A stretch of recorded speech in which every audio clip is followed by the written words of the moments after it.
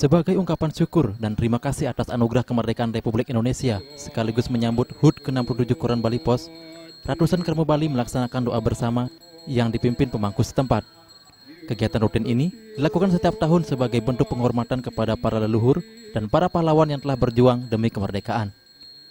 Doa bersama di depan Candi Pahlawan Margerane setinggi 17 meter ini juga diikuti pimpinan kelompok media Bali Pos Satrio Narade. Usai doa, selanjutnya dirangkai dengan tabur bunga di masing pusara-pusara.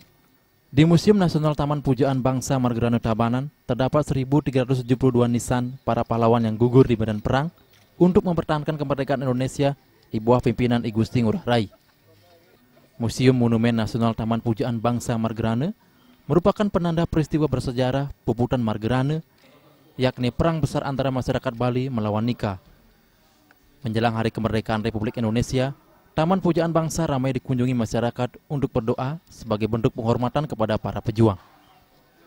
Pera Widya dan Ratna, Bali TV.